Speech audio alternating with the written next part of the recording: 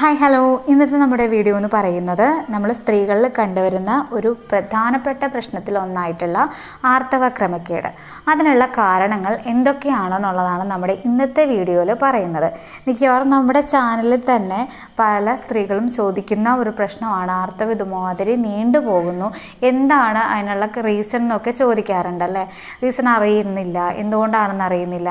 ഇപ്പോൾ പ്രഗ്നൻസി ഒക്കെ ആണെന്ന് വിചാരിക്കുന്ന, അതായത് കല്യാണമൊക്കെ കഴിഞ്ഞ് പ്രഗ്നൻസി കിട്ടാൻ വേണ്ടിയിരിക്കുന്ന ആൾക്കാർക്കും ഇതുപോലെ നീണ്ടുപോകുന്നു, പക്ഷേ ടെസ്റ്റ് ചെയ്യുമ്പോഴൊക്കെ നെഗറ്റീവാണ് കാണിക്കുന്നത് എന്നുവരെയൊക്കെ പറയാറുണ്ടല്ലേ. അപ്പോൾ അതിനുള്ള കാരണം എന്താണ് എന്നുള്ളതാണ്. പ്രഗ്നൻസി അല്ലാതെ തന്നെ നമുക്ക് ആർത്തവം നീളുന്നതിനുള്ള കാരണം എന്തൊക്കെയാണ് എന്നുള്ളതാണ് നമ്മൾ ഇന്നത്തെ വീഡിയോയിൽ പറയുന്നത് കേട്ടോ. അപ്പോൾ ആർത്തവം വൈകുന്നതിന് പലതരത്തിലുള്ള കാരണങ്ങളുണ്ട്. മിക്കവാറും നമ്മുടെ ഇന്നത്തെ ജീവിതശൈലി തന്നെയാണ് നമുക്ക് ഈ ആർത്തവം ക്രമക്കേടുകൾ വരുന്നതിനുള്ള മെയിനായിട്ടുള്ള കാരണങ്ങൾ.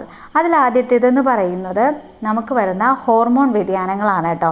മിക്കവാറും സ്ത്രീകളിൽ PCOD അല്ലെങ്കിൽ PCOS ഒക്കെ ഉള്ള ആളുകളാണ് കൂടുതലായിട്ടുള്ളവർ. അങ്ങനെയുള്ളവരിൽ ആർത്തവം വൈകുന്നത് സാധാരണമാണ്. അതേപോലെ തന്നെയാണ് നമുക്കുണ്ടാകുന്ന മാനസിക സമ്മർദ്ദങ്ങൾ. അതായത് നമ്മളിപ്പോൾ വർക്ക് ചെയ്യുന്ന ജോലി സ്ഥാപനത്തിൽ നിന്നാണെങ്കിലും ശരി, അല്ല നമ്മുടെ വീട്ടിൽ നിന്നുണ്ടാവുന്ന എന്തെങ്കിലും സ്ട്രെസ് ആണെങ്കിലും, കുട്ടികളിൽ നിന്നുണ്ടാവുന്ന സ്ട്രെസ് ആണെങ്കിലും, ഇതെല്ലാം കൊണ്ട് തന്നെ നമുക്ക് ആർത്തവം ക്രമം തെറ്റി വരുന്നതിന് ഒരു മെയിൻ റീസൺ തന്നെയാണ് കേട്ടോ ഇത്.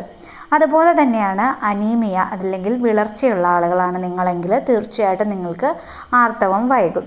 പിന്നെ അതേപോലെ തന്നെ ഗർഭനിരോധിത ഗുളികകൾ തുടർച്ചയായിട്ട് കഴിക്കുന്ന സ്ത്രീകളിലും ഈ ആർത്തവം ക്രമത്തെറ്റി വരാനും ആർത്തവം വൈകാനായിട്ടുള്ള കാരണം ഉണ്ടാവാറുണ്ട് കേട്ടോ.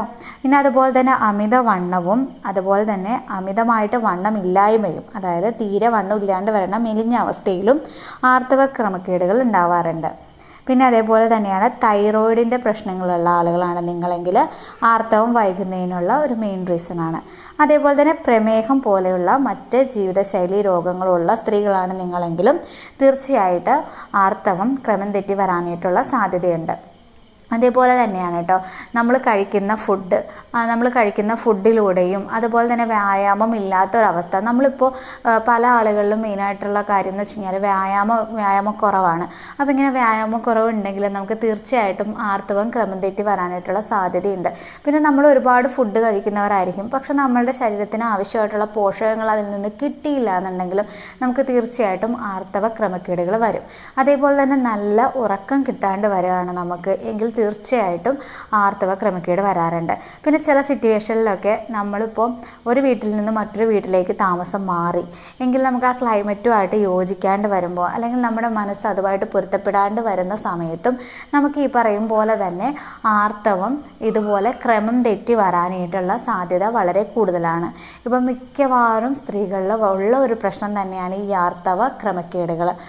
നിങ്ങൾ പ്രഗ്നൻ്റ് അല്ല, അല്ലെങ്കിൽ മറ്റ് രോഗങ്ങളൊന്നും തന്നെ ഇല്ലെങ്കിലും ക്രമമായിട്ട് വരുന്ന ആർത്തവമുള്ള ഒരു സ്ത്രീയാണ് നിങ്ങളെങ്കിൽ പോലും ചില സാഹചര്യങ്ങളിൽ ഈ പറയുന്ന തരത്തിലുള്ള പ്രശ്നങ്ങൾ, അതായത് ജീവിതശൈലിയിൽ വരുന്ന വ്യത്യാസങ്ങൾ, മാനസികമായിട്ടുണ്ടാകുന്ന സമ്മർദ്ദങ്ങൾ, അതേപോലെ തന്നെ ഈ പറഞ്ഞ പോലെ വ്യായാമക്കുറവ്, ഇതെല്ലാം തന്നെ ഉറക്കക്കുറവ്, ഇതെല്ലാം തന്നെ നിങ്ങളുടെ ആർത്തവ ക്രമക്കേടിനുള്ള മെയിൻ റീസണാണ്. അപ്പോൾ ഹോർമോണിൻ്റെ തകരാറൊന്നുമില്ലാത്ത ആളുകളിലും ഈ ഒരു പ്രശ്നം വരാറുണ്ട് കേട്ടോ.